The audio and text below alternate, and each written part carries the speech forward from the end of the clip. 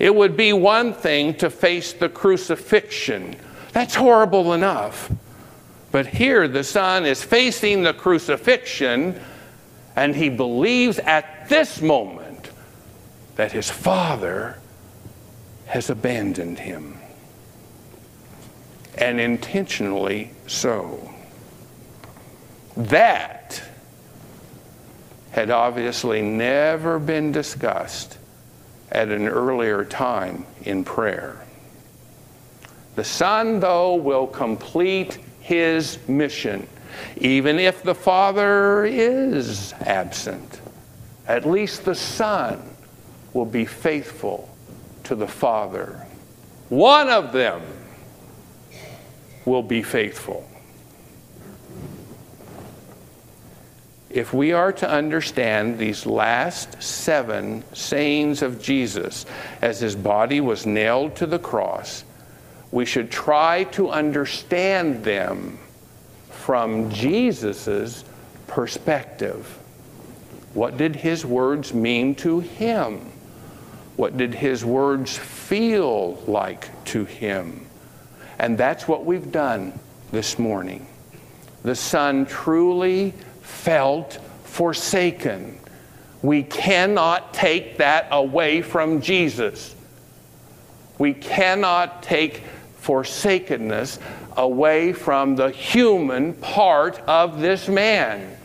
He felt forsaken, and he expressed it to the only one who he felt had forsaken him, his Father. Now, in the back of our minds, we're probably sitting here thinking, his Father never forsook him. His Father never abandoned him.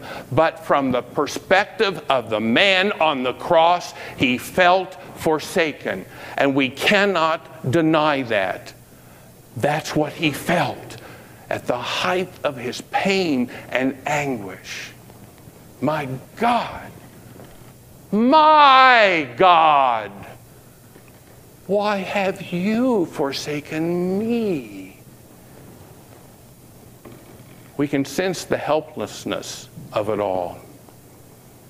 But at the back of our minds comes a question that we don't want to ask of ourselves. Not now, not ever. But that question persists in the back of our minds. It doesn't go away. It is simply this: if God could abandon his Son, how do I know that God won't abandon me someday when I'm helpless and need God the most? No, we don't want to think about that kind of question. Not now, not ever. We don't even want to ask that question, and for a good reason, because if God really did forsake his own Son, who then are we that God would not forsake as well? And Jesus doesn't answer that question for us, does he? Seemingly, maybe Jesus never got an answer to that question. But when face to face with what appeared to Jesus as if God had forsaken him, Jesus shows us what to do even when God doesn't answer him. Jesus stayed true to his mission. He did not turn against even the one that he thought had forsaken him.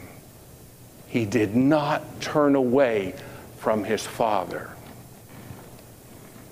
I am about to ask you to consider something more difficult than perhaps anything I have ever asked you to do.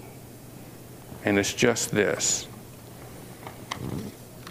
When you think God has stopped being unfaithful to you, stay faithful to God. In the years that I have shared with you, and you have shared with me, there are numerous times when some of our families go through the most difficult of circumstances, and it is as if they sense that God has abandoned them, left them alone, and wasn't there to help pick them up. It is part of being a human being to sometimes question that part of God. And when we question that, it's not wrong to question that.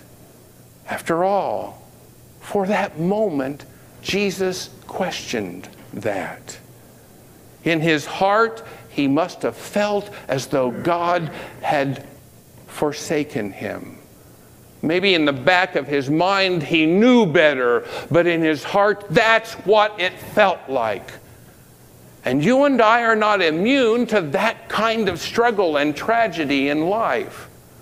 In an instant, something can happen in our lives, and it makes us think, if there was God, God would not have permitted that to happen. That's life. We cannot escape it. We can't run from it. Jesus stayed faithful to his Father, even when, if momentarily, he questioned his Father's faithfulness. You see, Good Fridays cannot see Easter Sundays on the horizon. Good Fridays can be so devastating that all appears lost on Friday itself. When you think or when you fear that God has let you down, stay faithful to God. Just do that. Stay faithful to God. Because you know in the back of your mind, and Jesus did too, Sunday's coming. Amen. Thank you for joining us on our pre-recorded Sunday morning service. If you would like a copy, you can contact the office at 660-359-6762 or email us at wesleyum@sbcglobal.net.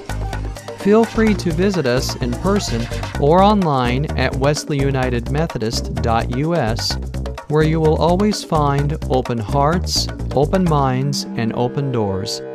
May the blessings of Jesus Christ be upon you in every aspect of your life.